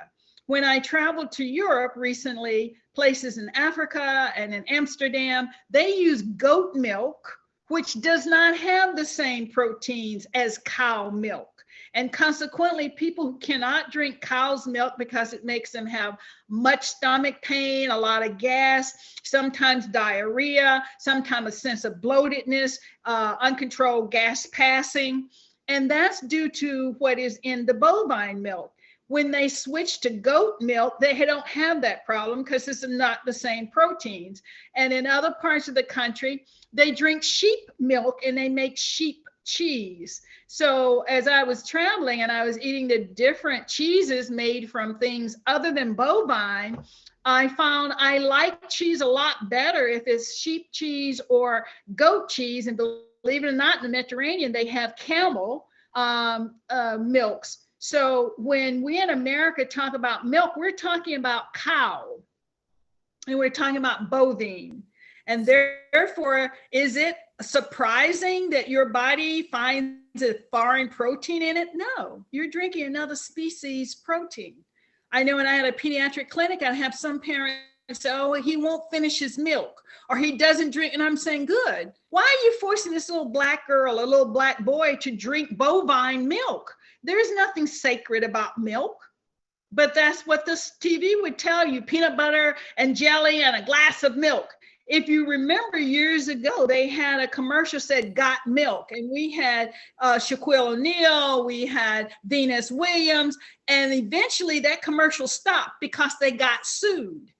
There was a group of pediatricians who said, you know, that endorsing the consumption of bovine milk in some populations, especially Afro-American, and if you have a child that has asthma, please don't force that child to drink milk. You will cause severe phlegm and they will have difficult sleeping and you'll be giving them treatments more often.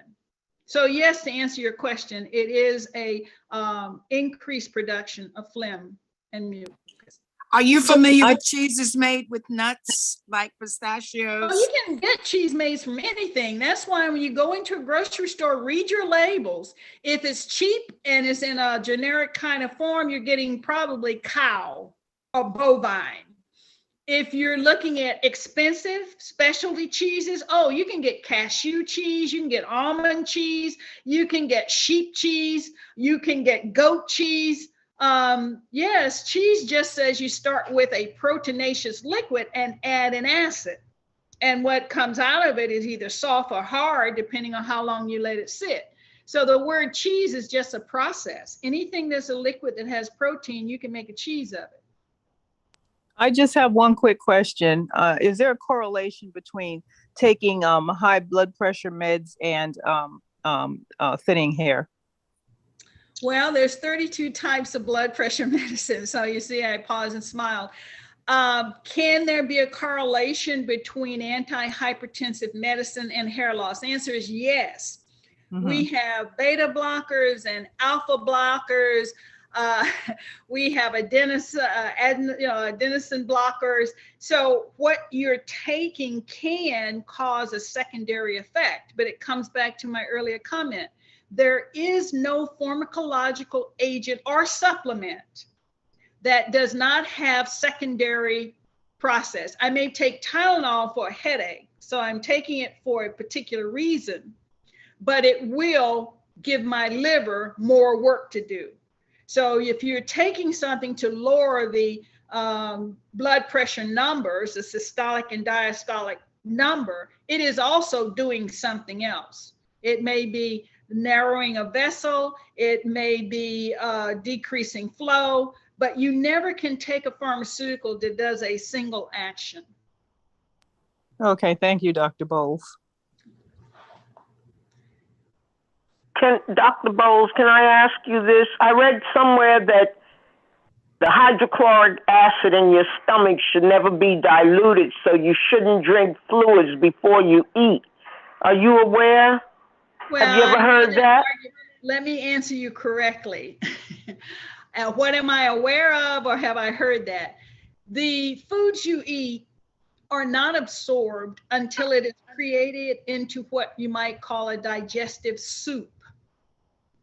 Therefore, the only way, your first step of digestion starts in your mouth when you chew your food. So I'm sure you've heard they tell you chew each bite 21 times. Yeah. There are Yeah. all kinds of instruction on how to get good digestion. I have heard people say before you start eating, drink a glass of water. Hello?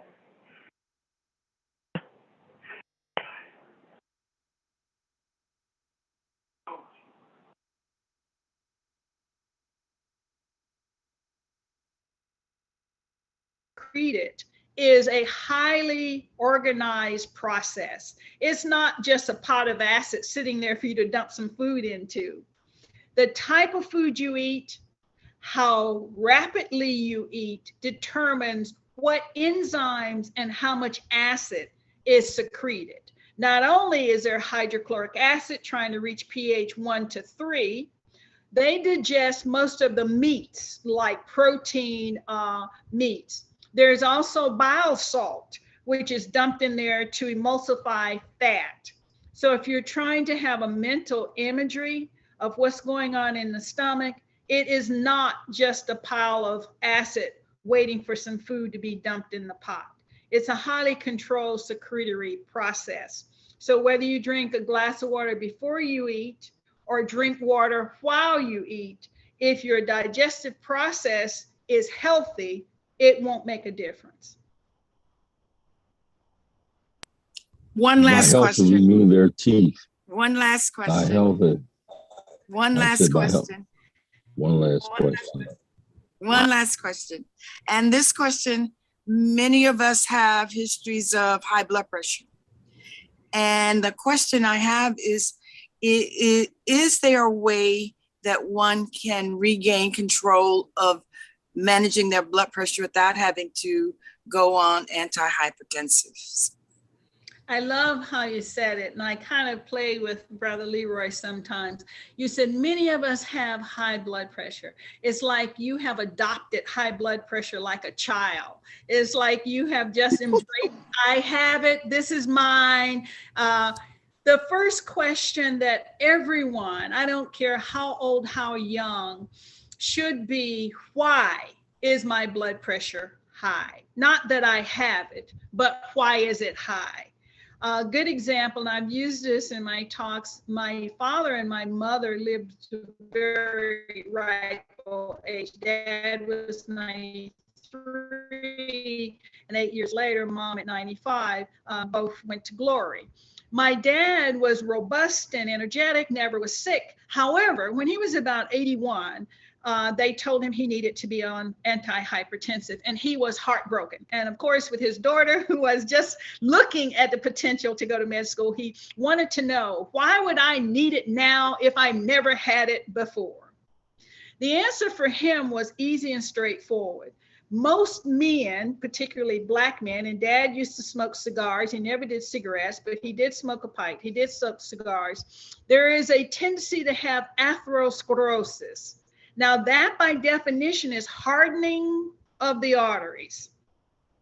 And I told him, I said, Dad, you work on cars. And when you talk about the tubes has to be replaced or you have to put in a new connector, I said, over time, when you run up a hill or when you get angry, the blood vessels have to expand and contract. And he knew enough about pressure and enough about physics to know how pressure builds up if it cannot expand, and you can relieve pressure by expansion. And I said, over time, the vessels become less able to expand and contract. And in your case, the vessels in main parts of your body, like the coronary arteries, the aorta, doesn't expand like it should. And because you are still very active, you don't sit around in a recliner, you mow lawns, you still lay brick, you like cutting hedges, you're doing upper body and lower body activities. And when your body was young, your vessels expanded and your blood pressure normalized. But as you've gone older, they can't expand at the same rate that they used to. So they would give him a beta blocker. Somebody mentioned antihypertensive, but the family that he received was a beta blocker. And why did he get a beta blocker and not a diuretic? The beta blocker intended to slow him down. So this is what makes some older people angry. It is a medicine with the intent of slowing you down because your body can no longer respond like it did when you were 40. So although Dad's mind would say, I can get out there and walk real fast and cut this yard, or I can cut these hedges in 2 hours, the vessels in his body wasn't responding appropriately. So the pressure would get higher due to the lack of elasticity of the vessels. So he would complain, when I take this pill, I'm tired all the time. And I'd have to smile under my breath. Dad is doing his job. Its intent is to force you not to challenge the vessels the way you used to. So he really had to relearn the capacity of working. And that's the biggest complaint from many Black men who are on beta blockers. They'll say, I can't climb steps. I had one lady who they put her on a beta blocker. She said, I can't work in my yard. So what I did for my dad, I did for my patients. I said, Dad, I'll talk to my brothers and sisters and we'll get you a riding lawnmower. Because instead of trying to push that more and work for 4 continuous hours or 6 continuous hours cutting that lawn, let's put you on a riding mower that you can cut the same lawn in 2 hours and you won't worry about your pressure rising. So some of it has to do physiologic. And many people on beta blockers, the intent is to slow you down. So when they complain, I can't work like I used to, or this pill makes me tired, they're right. And that was exactly what they meant to do. Now, alternatively, my mother had kidney issues and she was on a calcium channel blocker. And a calcium channel blocker will get a whole different profile of process in order to keep the pressure down. And her pressure was being regulated because she had parts of her kidney not getting the blood flow it needed. So the first question should be, why is my pressure high? Now, some people, the pressure is high because they're obese. And the heart just has to work harder to push blood through that excess tissue. Now, in that population, losing weight will decrease the blood pressure. So the first question is, why is my pressure high? And we don't want to make it a friend that my blood pressure, if you're saying, look, I want to get off these pills, tell me why it's high. And if it is a problem that can be modified and you can get rid of the pill for all, for certainly you want to do that. Now, secondary to that, I know there are teas like hawthorn tea, hibiscus tea. They can lower the systolic blood pressure for as much as 10 points. So if you are borderline, let's say you're 145 to 155 over 90, and you don't want to take a diuretic, then you might want to switch from drinking coffee to having a couple of cups of hawthorn and hibiscus tea. They've been proven by Mayo Clinic to reduce pressure. Okay, we are at the end. I wanted There's to one say last question. something. Wait a minute, hold it, Dr. Norman. This is the last question, and that will be from Dr. Norman Clement. And straight with no chaser, your question, please.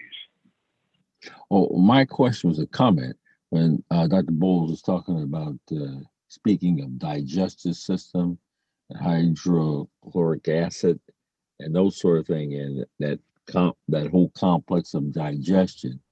I just wanted to point out that when you spoke of the first area of digestion is the mouth, and that's why it's so important that you take care of your teeth.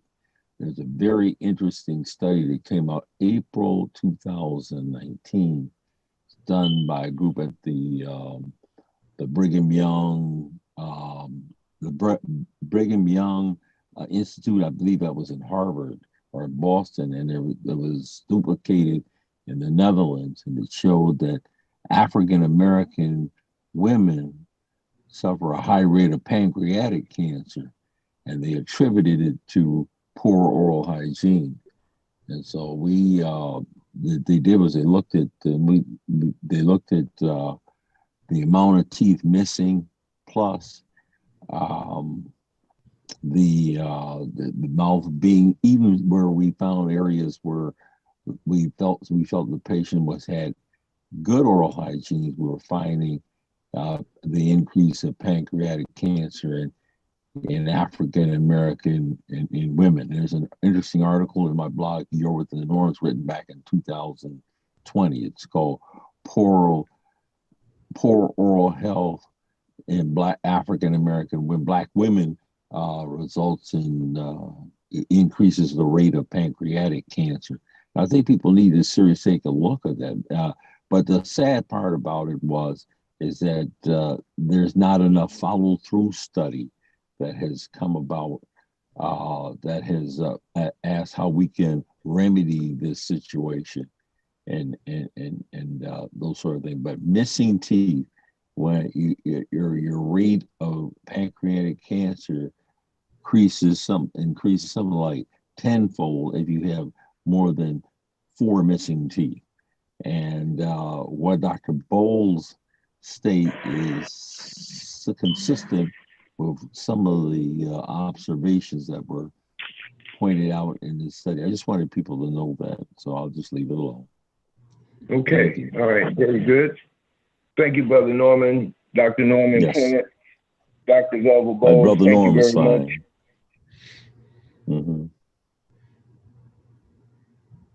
Well, I mean, I certainly know what you're saying, and I made an investment a couple of years ago to reestablish my normal tooth count by getting implants. So I completely agree with you. I had lost some molars through some bad root canal and so forth. So chewing the food, the saliva in the mouth is so important to neutralize and crush and prepare the food. But also in chewing, the salivary glands have a chance to wash through the mouth. So I agree. And I did not know about the study, but it's not hard for me to understand it. Dr. Velva Boles, thank you once again for joining us on the Wisdom Table. And for our panel, look for this interview on YouTube. Look for the date, July 25, 2022, Dr. Velva Boles at the Wisdom Table. Dr. Velva Boles, thank you once again. May God continue to bless you and your family. Thank you. Always a pleasure. And thank you for the questions, audience. You keep me on my toes, and I have at least 2 areas. I'm going to go do some more research for next time. Thank you, sis. And for our audience, thank you very much. When you get to the YouTube recording of this interview, be sure you share it. Be sure you download it on your computer, on your Android.